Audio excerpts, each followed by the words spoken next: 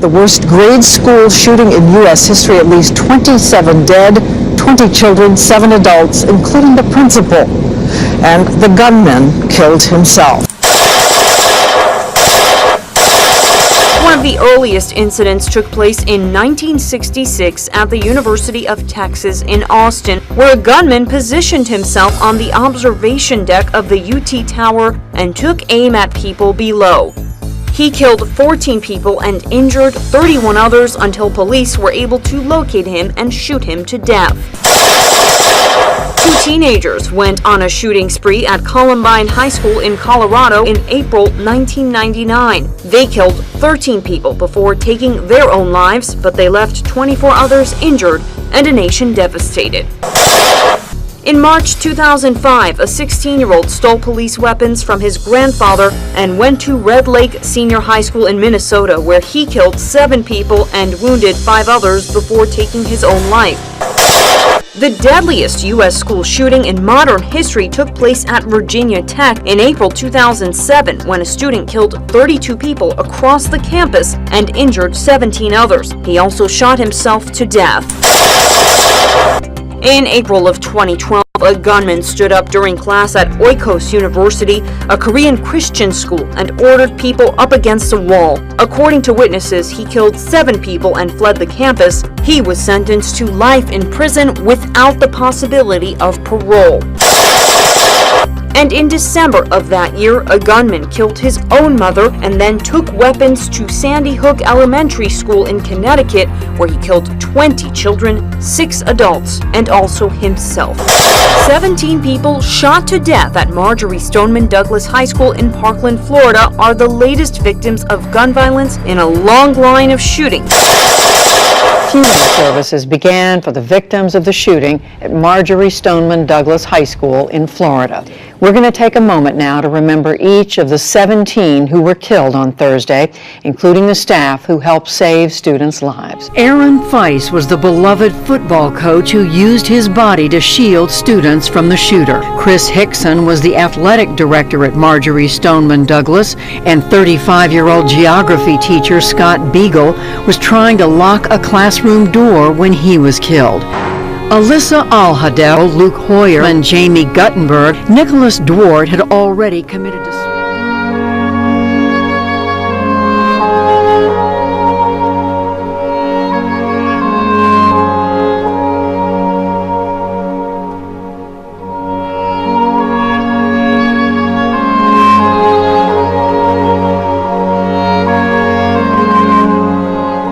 Yesterday, while students around the country rallied against gun violence and called for safer schools, this scene was unfolding in Ocala, Florida, a school shooting just 4 hours from Parkland Stoneman Douglas High. The alleged shooter, a 19-year-old dropout. I'm alone in my house and there's nothing to do, so depression and that rage came back, so I expressed it in violence in public, which I shouldn't have done. He bought the gun online after the Parkland shooting without a background check and says he walked right in. There's no one to stop me like I thought there would be, and I just got into the bathroom. I took my time putting on my gloves, my tactical vest. And then he fired a single shot through a door, hitting a 17-year-old boy. I heard someone screaming like they were hurt, because I've never heard that scream before. Now, he says, solitary confinement is the only thing he sees in his future. I want to be put away so I can't hurt anybody. I want to be put away. I want to be put away. Unfortunately, I have to begin by expressing our sadness and heartbreak over the deadly shooting at Santa Fe High School in Texas just took place moments ago. Today's deadly school shooting. Late this evening, an attorney for the 17-year-old shooter says they met with him, but they have questions now about his competency. Police say the teen walked onto the school with his father's pistol and a shotgun, then opened fire. 10 people were killed and 10 were wounded. Tonight, a crowd placed flowers and candles along a table honoring the victims. Kimberly Vaughn, Shayna Fisher, Angelique Ramirez, Christian Riley Garcia, Jared Black, Savita Sheikh, Christopher Jake Stone, and Kyle McLeod, and 2 teachers, Ann Perkins and Cynthia Tisdale, were killed in Friday's mass shooting. This is the 17th school shooting this year, the 4th this month. Last Friday, 10 people were killed by a 17-year-old student at Santa Fe High School. Indiana Middle School today. It happened in the city of Noblesville. Police say a male student walked into a classroom and began firing. One student was shot along with the teacher who rushed the suspect and tackled him to the ground. The suspect...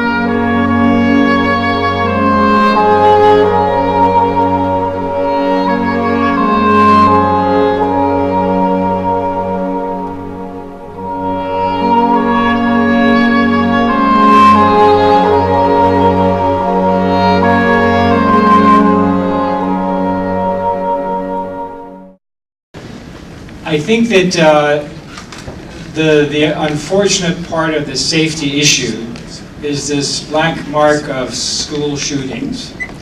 And that's what we're here to talk about. And to give you a sense and to put into context, if it wasn't for Dr. Brady, this event would not take place. Your children would not be educated at the level they are being educated, and the safety of our schools would not be as good as it is. Please welcome Dr. Brady.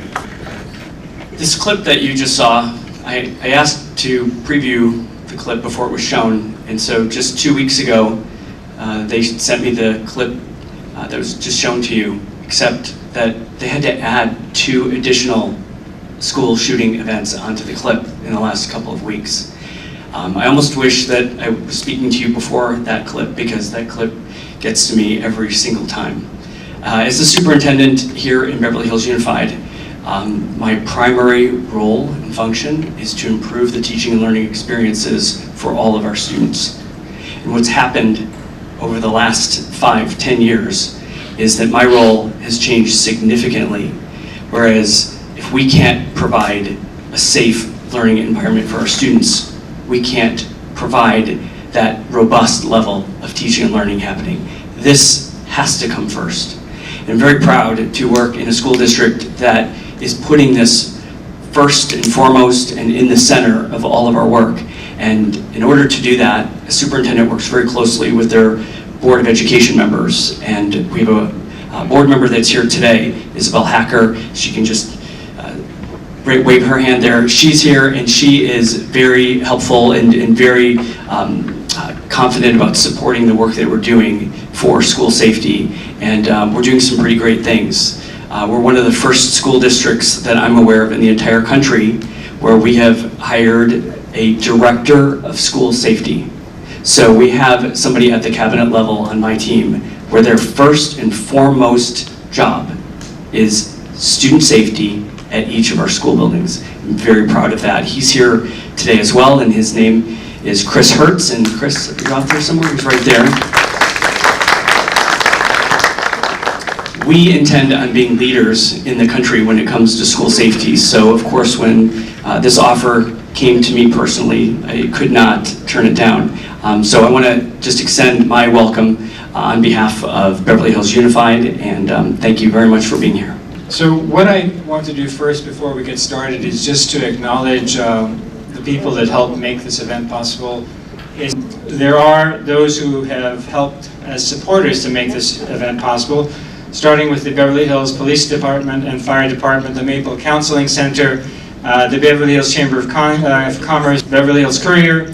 So thank you all for making today possible. I'd like to invite the panel to come up, starting with Dr. Naz Pirnia, Michael Cade, Attorney Michael Cade, Sergeant Mark Kripe, Susanna DiMari, and R.D. Pirnia.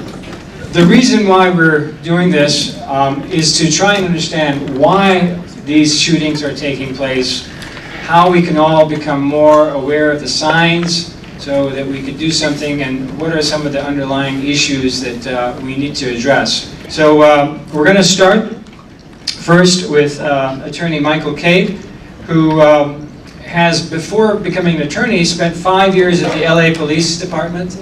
So he's got an incredible understanding both from the law on the streets and in the courts. Please welcome Mr. Michael Cade.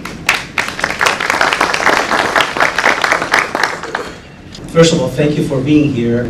It's important to me. I think it's important to all of you, important to our children, safety and security of the children are very important. And just like this video that you just watched, every time I see one of these happening, it just kills me. And so this is not directly related to the work that I do. I'm a criminal defense lawyer, but I just thought to the extent that we can all make a difference, we should. If you just sit home and let somebody else do it, nothing is going to get done, right? Especially in Washington. All they do is say, you know, we're very sorry, and hopefully next time it's not going to happen, and it happens again and again. So this is a widespread situation, a problem. Two of these school shootings that we just watched, and I love that video, 2005, and this very last one that we just saw, guess what happened? Both guns were taken from a grandfather and from a father, and the shooting happened because we had two people that had their guns readily available to be stolen by a child or a grandchild. So I guess a couple of things that they asked me to talk about was the gun safety issue, and also what can you do if you're being targeted, if you think that you're being bullied, or you may feel fear because of another student, what do you do? So I'm just going to briefly talk about that. With regards to gun safety, let me tell you, California has a very strong gun safety rules with regards to the storage and the movement of weapons. So you have to treat all guns as if they're loaded. If I say this, some of you may laugh, but trust me, I've been to people's home where there is a gathering of 20 people, somebody brings their gun, they want to show off their guns, and they're literally pointing it to my face. Hey, take a look, I just bought this gun. And I'm thinking, how stupid is this guy? Can you imagine? You have to treat all weapons as if they are loaded. Even if you are 100% sure that you just unloaded the gun yourself, you need to keep checking, double checking. I'm sure Sergeant Craig would tell you. He would do it all the time, right? Am I correct? He has a gun. There you go. He has a gun. So that's the first thing. I think you should always assume that a gun is loaded. You should never point a weapon at a person, ever. Store your guns safely and securely to prevent unauthorized use. If these two fathers and grandfathers had done this, 37 people would be alive today. 37 children will be alive today. Well, I think 7 or 8 of them were adults, but nevertheless. So you have to use a California-approved safety device on the gun. It's a trigger block. You can buy this at any sporting event, sporting place, or gun safety, gun store. They have to have a trigger lock, and they have to be stored in a safe. Let me tell you, in California, if that happens, the person that owned or possessed the weapon would also be charged, probably with a felony. It's a wobbler, so it could be a misdemeanor or a felony, but they could be charged with a felony, and they could face prison time for not properly storing the weapon. If there are any children here or individuals under 18, if you see another child with a weapon, leave the room. Do not attempt to stop them or prevent them from pointing the gun or showing the gun or whatever. You just leave. You leave the room, and you immediately report this to the first person you can. They asked me, what should children do if they feel threatened by another student? Well, first thing is, I think they should report and try to de-escalate. If the situation is happening right there, as fast as you can, you got to get out of there. But try to de-escalate. Something that I don't understand is we don't teach our children. I think my wife was mentioning this to me. We don't teach our children to take rejection really well. Some, they get rejected and they become violent and they become hostile and they become vindictive and they want to, strike back. You know what? Hey, if somebody rejects you, so on. Move on with your life. So teach your children that. Get them help. Get them therapy if they have to. See a therapist to avoid getting into worse situations. One thing that I do, Dr. Pino asked me to mention, that I see all the time in my office is this lack of respect for parents. Every time, almost every time, that I have a child in my office, they're being charged with a serious crime, or even a little thing, like maybe, shoplifting. there's this lack of respect for the parents, for the authorities, for the law, for anything. And of course the parents allow it to happen. They just sit there and cuss at their parents right in front of me, and the mom says, oh, don't worry mommy, we're going to get through this. I mean, total disrespect, cussing at the parents all the time. So if there is someone in the school that has threatened your child, you can actually go to court, and you can accompany a child under the age of 12, by the way. The judge will appoint you as a guardian. You don't need a lawyer, and you can get a restraining order against this child that is threatening your child in any way, shape, or form. Obviously, all of this is after you report the incident to law enforcement. But for now, I'm done, so let's get to the question. Thank you, Mr. Michael Cade, criminal defense attorney. Thank you for your overview. So the next speaker is Mr. R.D. Pirnia. He is a Beverly Hills graduate from 15 years ago. He's here primarily he's an attorney, but he's here primarily to speak about the interaction between your kids and yourself, and some of the issues that he's seen that he feels he can share with you to help you have a better relationship and better understand some of the issues that you have to deal with. Mr. R.D. Pirnia. So when I was driving here, I realized that I started Beverly almost 20 years ago. And I realized the only line of communication I had to my parents or anyone when I was doing whatever I was doing in my life was a pager. No one had a cell phone. I mean, barely people had a cell phone in their car. There was no such thing as Instagram, no such thing really as Twitter. Facebook was maybe just starting. No iPad, no iPod, no Bluetooth. And you know, this I look back at that time, and even though it sounds like we're safer now, it's really gone, I think, in the reverse. And what I keep going back to is every time I'm out at a restaurant or in public, every child, 2, 3, 4, 5, 6 years old, they're sitting there with some kind of electronic device. They're not even eating the food. The parents are happy because they don't have to worry about the child as they're having their wine and pasta or whatever they're doing. And literally, I've seen it so many times. And then they finish their meal, and then they say to the kid, we're leaving. The kid scarfs down like half the plate while still holding the phone in the other hand. And then they leave. And to me, in a microcosm, in America, that is the root of the problem. That's where it starts. When we would have dinner after I'd come back from school, we would sit for 30 minutes like a family, the nuclear family, which also is the other root of the problem that doesn't exist anymore. Mark's going to talk more about that. And we would speak feelings, emotions. How are you? What did you do? What did I do? What are we going to do together? Laugh, cry, hello, bye. And these simple family values, or even friend values, when you go out with your friends, no one is on their phone the entire time texting each other probably across the table. Where they're speaking, you're expressing emotions. People break up with each other over the phone. People tell parents, I don't want to talk to you, and don't talk for years over a text. And these are the things that I see as the root of the problem that leads to what we saw in that video.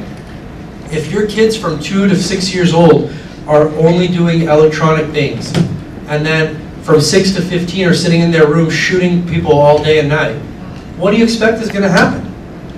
They're desensitized from that young of an age. They can't communicate or socialize properly. If they can't do it with you, your own family, how do you expect them to go to school and do it with anyone else? And then once they get to school, they're not cool because they're such a weirdo on their phone the whole time, or their mind is, you know, focused only on electronics, and they get bullied, and then they come back and they shoot 17 people, and then themselves, and then even their mother in half the cases. So, you know, we don't have a solution. We're here doing this because we're trying to have what we call a town hall meeting to come to a solution and look around. How many kids are here under the age of 18? See, I'm so too proud of those 2 kids up there, you 2 up there. Well, we have less than 10 here. This went around Beverly Hills for 1 month on the Beverly Hills Courier to 60,000 emails. This was on Facebook, this was on Instagram. And this is how many people show up. You know, yeah, NBA Finals, it's a great weather outside, whatever. But if we don't start taking this seriously, this is exponentially growing. You saw 1966, 1998, Columbine, 2006, 2012, 13, 14, 15, 16, 17, 18, 10 times this year. How many times next year? 100?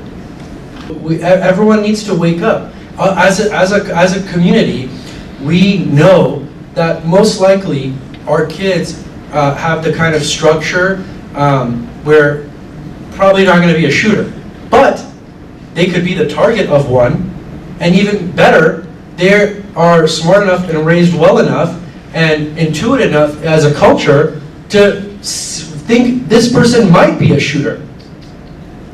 And so that was the point of this, is that everyone needs to wake up and be more aware and realize this is serious.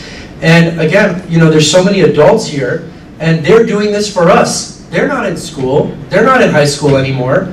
They don't have kids. Their kids are, most adults here, their kids are teenagers or in college or older. My parents don't need to care about me or my sister. You know, we're in our 30s. They're doing this for our kids. And so it just bothers me how little the youth cares, especially in communities like Beverly Hills. You know, thank God we have this amazing school district and amazing police who respond within 1 minute. You know how many times they arrested me before I was 18 when I lived in Beverly Hills for just walking around the street doing nothing? But, you know, and so we're lucky enough to have that, and so we need to realize that we need to figure out how can we help other communities that aren't so lucky. How can we rally kids in California the same way kids around this country were leading this movement? Where are they?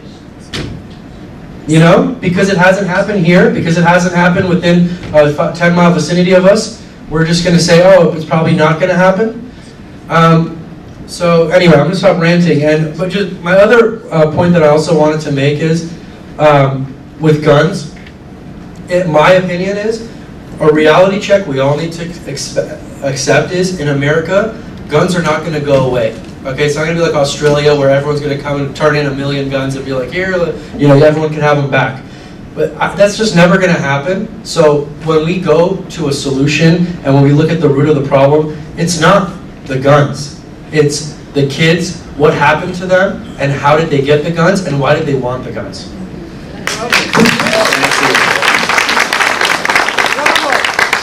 Our next panelist is Ms. Susanna DiMarie. She's the Program and Clinical Director of the Maple Counseling Center. What I would like to highlight from this discussion is the story that we typically hear after mass shootings or any other tragic act is that the violence was caused due to the perpetrator's mental health. What we hear from the media, from other family members, from coworkers, or maybe even the person next to you in line at Starbucks, is that that individual was crazy. He or she was mentally ill, a total psychopath, right? So in reality, the connection between violence and mental health, mental illness, is weak. Today I read an article that stated that statistics show that 4% of individuals who are violent do suffer from severe emotional stressors, perhaps experience drug addiction or alcoholism, exposure to community violence and or family violence, and other life stressors. However, the other 96% living with mental illness are not violent nor likely prone to violence. All to say that we're often misinformed about mental illness and violence. which is concerning for a couple of reasons. One, it potentially creates an excuse or an explanation as to why that mass shooting happened. Or two, it continues to stigmatize mental health, allowing for us to separate from them, meaning them, those mentally ill people. But what if that mentally ill person, or what if that happens to be your family, or it happens to your family member? What if that happened? So with both of these concerns, it feels like it further doesn't allow us to connect or reconnect with our children. So the question we should ask is, how do we structure our families and our communities so that we're present with what's going on? Lastly, I would like to encourage psychoeducation around mental illness.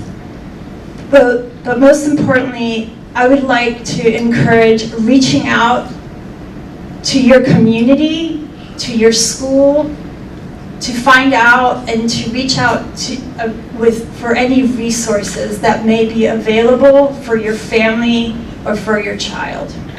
Thank you. Thank you, Suzanne. Our next speaker, you all probably have met if you've been to our other events, is Sergeant Mark Kripe. Sergeant Kripe has been a phenomenal supporter of the IAPA. Many years ago, we took, 90 kids to the LA County jails, and then we took them to VITA, and we've been very closely supported by the LA County Sheriff's Department, and Sergeant Kripe has been our main contact there. He has spent almost 20 years dealing with children that have problems in the home, with parents that are so dysfunctional that it's driven him crazy, and he just recently had this book published, Love Loudly. I'll just quickly tell you what it's about. Do you want to try and get your teens to listen, trust, and talk with you, but don't know where to start? For over 14 years, LA County Deputy Sheriff Mark Kripe has helped troubled youth and their parents learn new ways to communicate and repair long-damaged relationships. Please welcome Sergeant Kripe. Thank you, Al. First, I just want to give a nod to Lieutenant Davies and the firemen here. It's those individuals that are asked by us to step into harm's way in chaos and crisis and try to restore our communities back to some civility. And there's a cost that comes with that job. And so, gentlemen, thank you for being here and supporting this. One of the things that Artie mentioned, and I'm going to kind of springboard off a little bit, is apathy. Obviously, any violence where there's homicides in our community should be a massive issue for us. I feel the same as Artie. This room should be packed. But the reality is there's a lot of apathy about this. It's somebody else's problem, or we don't buy into what we have, what we can do as individuals to create the change. Today I'm not here as a law enforcement officer. I'm here as an advocate for the American family. To use an analogy, how many of you would drive a car around town with a flat tire and just ignore it? Or you realize that the maintenance gauges are on, or it's burning oil, or the engine's making funny noises, and you just keep driving it, acting like nothing's wrong. That's where we're at with the American family. We have a massive issue with the ideology and the structure of our families, and we're all pretending it doesn't exist. We're all trying to blame something else. We need to take responsibility for our families. Many of these perpetrators, these school shootings, when they look at the cross-section of what that person went through up into the shooting, there are signs that should have been seen seen by somebody living in that home with that person. Whether we want to say it's mental health, some kind of prescription, most of these people, in fact, percentage-wise, I'm going to read right off this report here, 78% of the attackers had a history of suicide attempts or suicidal thoughts before they perpetrated their shooting. Where are the adults around this child? Who's raising the red flag saying we have to have this child get help? Because what's happening secretly in the home next door is going to affect our community and maybe our loved ones. These are the issues that we have to start having a conversation with. Because if we don't, we become, to some degree, complacent and complicit to the crimes that are occurring in our community. It's not just law enforcement's job to try to stop these people. It's not. They do their best, but it's our job, it's our community, it's our families. And if we're not there, if we're ignoring our children because they're on the phone or we're on the phone, just the other day, I was out with my wife and there was two adults sitting at the table next to me, both of them buried in their phone while their young child was sitting there trying to get attention, bored, and it was everything I could do not to speak up. We cannot ignore the responsibility we have to our children, and we probably should actually start not worrying about offending people so much and say, hey, you need to pull your head out of your backside because that child deserves your attention right now, not that damn phone. Anyway, apathy is a big issue. When we look at cross-sections of school shootings, it's imperative that we look at the reports that come because there are different sections, different reports. They look at different periods in time. Most of us are not aware that the first school-place violence occurred April 9th, 1891. We're not aware that the youngest shooter was 5 years old. We're not aware that the oldest shooter was 70 years old. If I went down and added it up, there are over 5,000 victims since the beginning of U.S. violence on school campuses. This isn't a new thing, folks. This isn't to blame one type of gun. This is an epidemic of how we're raising our families in this country. It's getting worse, or appears to be getting worse, because we are becoming more and more absent in the home. There's a lot of things affecting our families. We need to start parenting with intention. The accidental parent needs to go away.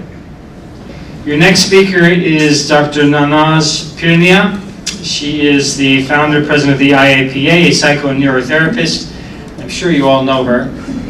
She's been on TV, radio, every TV radio station for the past 30 years, hosted hundreds of events from candid forums to seminars.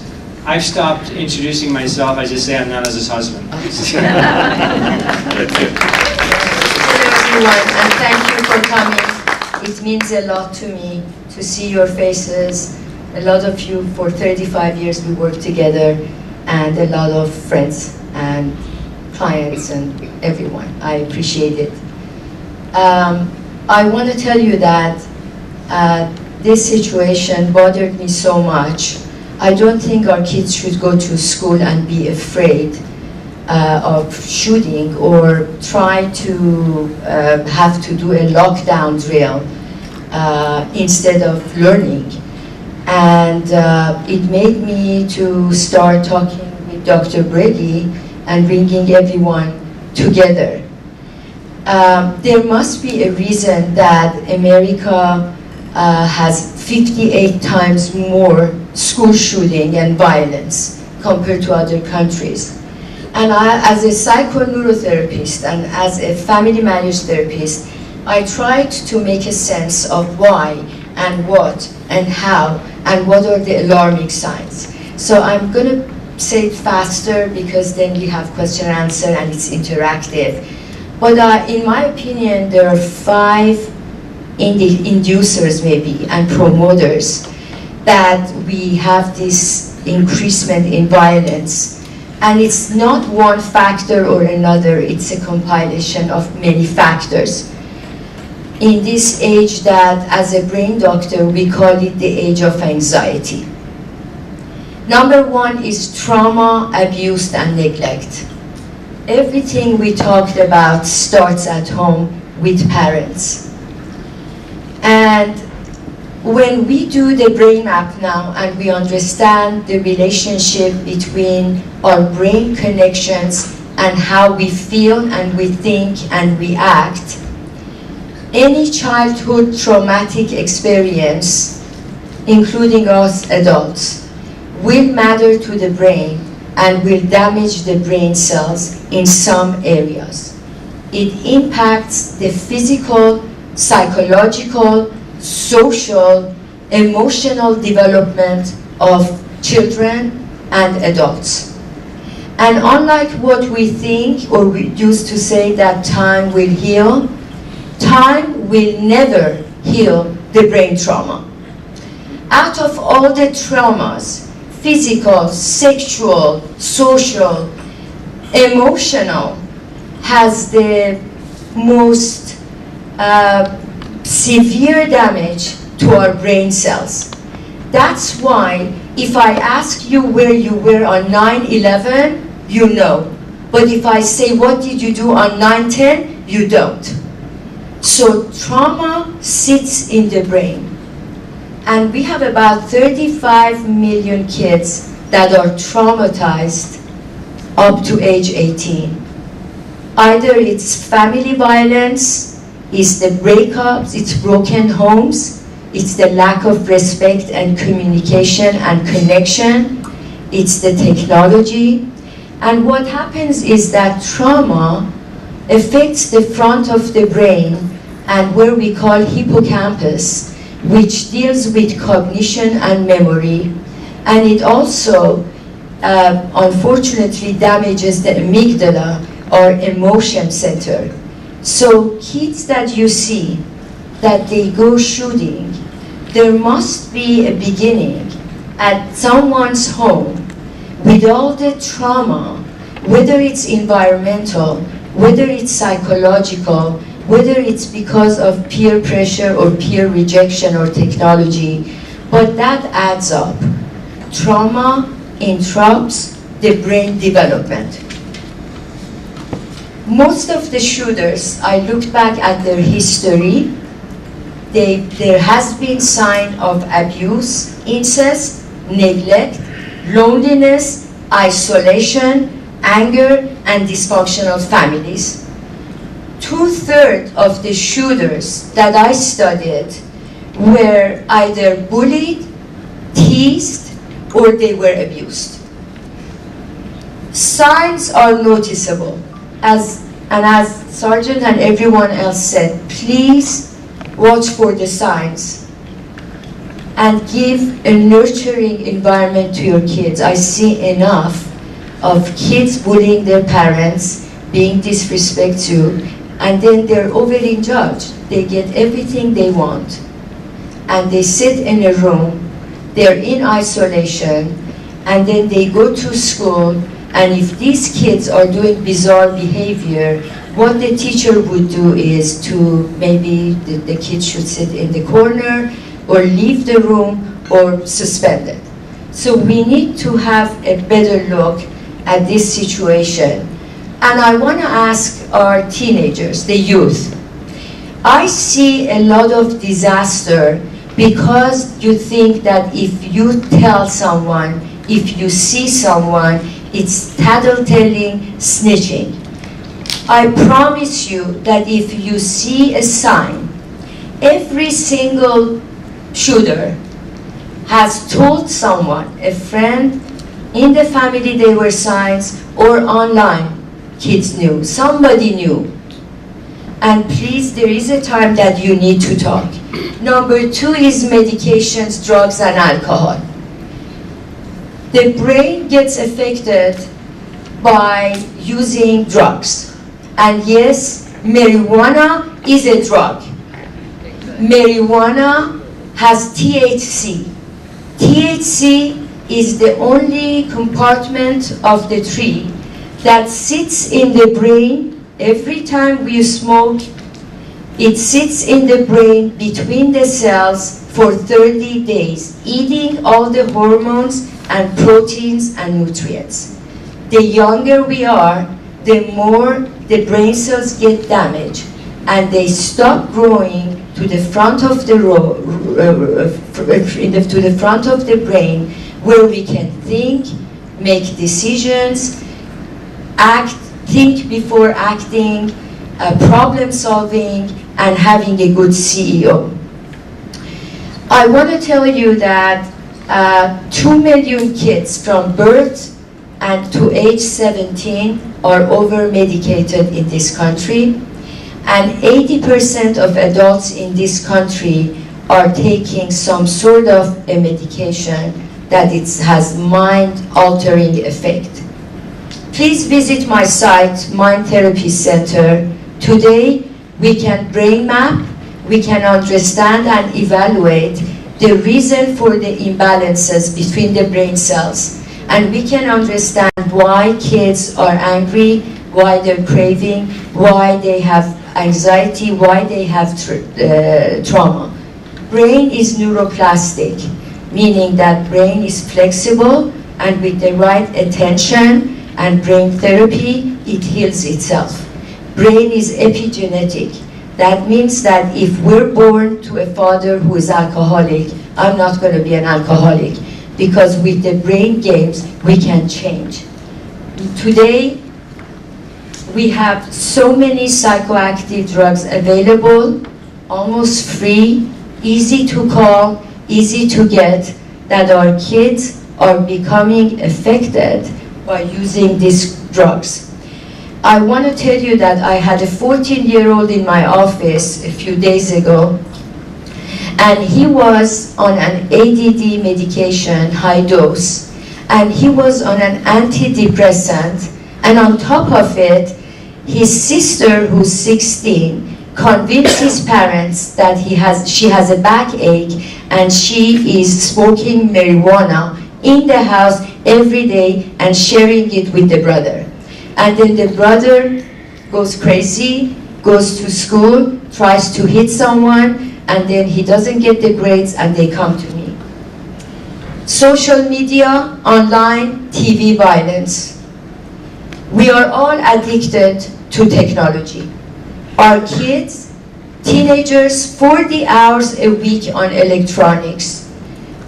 By the end of high school, our kids watch 17,000 hours of TV and playing games, but they go to school for 11,000 hours.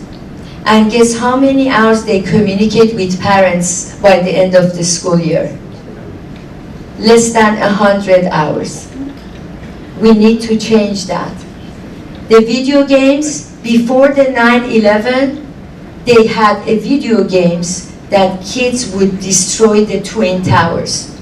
And I want to tell you, on June 6th, they're making a new video game, and kids should go around in the schools killing their friends to get a point.